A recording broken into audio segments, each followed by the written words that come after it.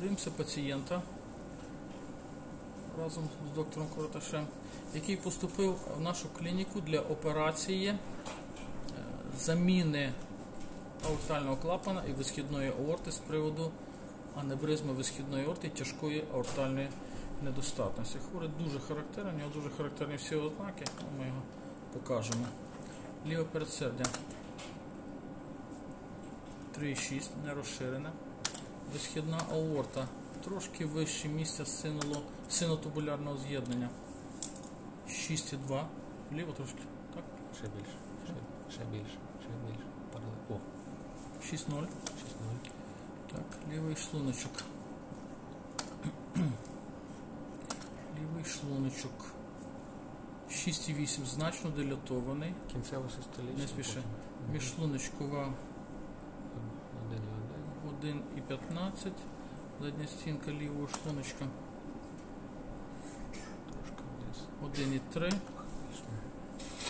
Шлуночка трошки більше, трошки її зрізу видно неправильно. Міжшлуночкова трошки більше. Міжшлуночкова 1,15. Правий шлуночок.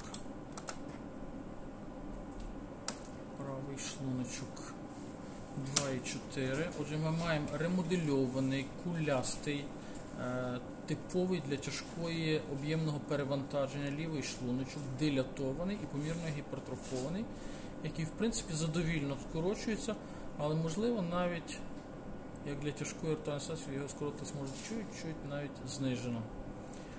Що ти хотів? Аортальний клапан, так? Діаметр на рівні кільця. Так?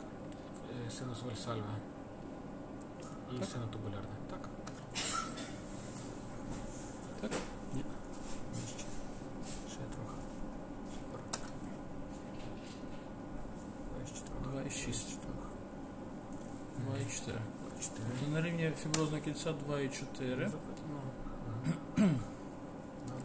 Так, тепер, щоб подивитися аорту при аневризмі, можемо скористатись прийомом і перейти на одне зараз я переходжу на одне міжребер'я вище. І міряємо. Оце я фактично на одне міжребер'я вище стою. Так? Так. І міряємо. Так, правильно? Так. 6,1. Ну, розумію, той самий. Тобто ми бачимо аневризму виражену з усіма формальними показами для заміни аорти, висхідної аорти, мішковидно. І тепер ми що глянемо кольором, трошки підсилення зменшимо. І глянемо, ще кінцево. У таких пацієнтів дуже важливо визначати показник не стільки кінцево-діастолічного, як кінцево-систолічного розміру. Кінцево-систолічний розмір у нього становить 5,3. Більше 5 – це вже ознаки високого ризику, які однозначно потребують заміни аортального клапана. Правильно? Так. Тобто 5 – це вже така межа дуже серйозних змін, коли вже відтягувати не можна. Небажано не можна. Тепер аортальна недостатність, колір настроїмо. Настроїмо колір і дивимося аортальну недостатність. І тут цього пацієнта діастолу,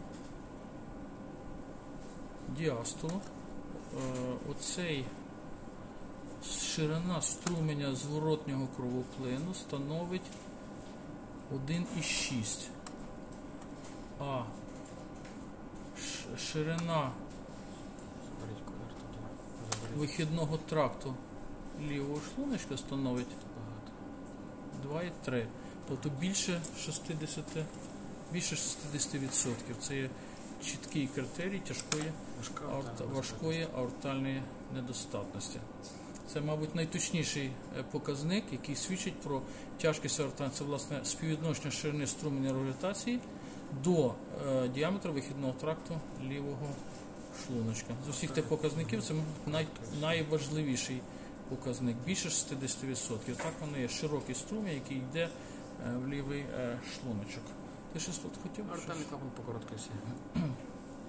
Аортальний клапан по короткій осі. Дивимося. Дуже гарно видно аортальний клапан. Видно абсолютно нормальні 3 стулки.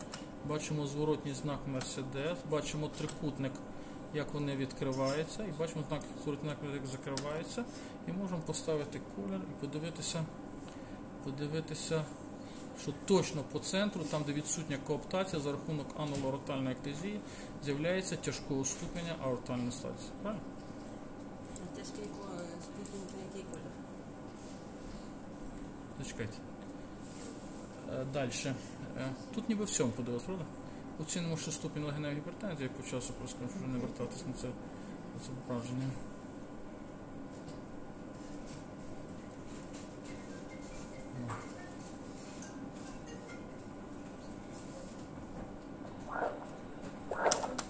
От ознак цих пацієнтів дуже добре толерують, і в них дуже рідко і пізно виникає легенева гіпертензія. В легеневій гіпертензії немає час прискорення 140.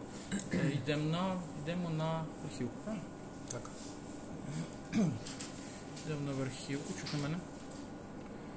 І маємо гарні 4 камери. Гіпертрофований великий шлуночок, підходить близько до передньої грудної клітки, і дуже гарно таких пацієнтів можна обстежити. Зразу глянемо мітральний клапан, чи там нічого немає, якоїсь зворотньої недостатності. Може якийсь один плюс, півплюса проскакує, дурничка. Сектор зменшуємо. Легесенька мітральна недостатність. І дивимося, як виглядає з 4 камер тяжкого ступеня аортальна недостатність. Нема жодного сумніву, що це є тяжка аортальна недостатність. Що сектор збільшити? Що? Ні, добре. Все нормально? Нормально. Дуже добре. І ще тут є один метод, яким варто користуватися. Це метод так званий Pressure Half Time. Ставимо безперервний доплер і визначаємо показник Pressure Half Time. Тобто десь звідси і до це. І показник преса, але треба звернути увагу, що цей показник у пацієнтів з тривалою хронічною аортальною недостатністю може не відображати ступінь тяжкості. Тобто він формально показує нам середню аортальну недостатність. Але це і в літературі описано американській багато, що цей показник більше характеризує гостроту аортальної недостатності, ніж її хронічність і тяжкість. Тобто у даного пацієнта без сумніву є тяжка аортальна недостатність, але показник Pressure Half Time не корелює з тяжкістю. Тобто це треба мати на увазі. Дивимося тристолковий клапан. Тому цих пацієнтів завжди треба різними методами користуватися. І ми ще один метод зараз з Тарасом Ігоровичем попробуємо, правда, Тарас Ігорович? Ще один метод. Ох, як гарно. Десь, як воно йде прямо звідси. Супер. Вена контракта. Вена контракта. Тут? Так. Трошки нижче. Добре. Ну, давайте, приблизно. 0,9. ступінь. Вена контракта – це, мабуть, другий за важливістю показник, який свідчить про тяжкість аортальної. Більше 0,6 свідчить вена контракта на аортальному клапані, свідчить про тяжкість аорти. Отже, маємо два показники, самі важливі, які нам підтверджують тяжкість аортальної недостатності. Ще щось тут цікаве таке? І бачимо ремодельований кулястий лівий шлуночок, який, в принципі, як для тяжкої аортальної вже навіть починає гірше скорочуватися, ніж би мав скорочуватися. Тобто формально це вже трошки занизька скорочливість. Що він треба вести? Значить, індекс ексцентричності, значить, довжина лівого шлуночка до фіброзного кільця мітрального клапана, скільки там?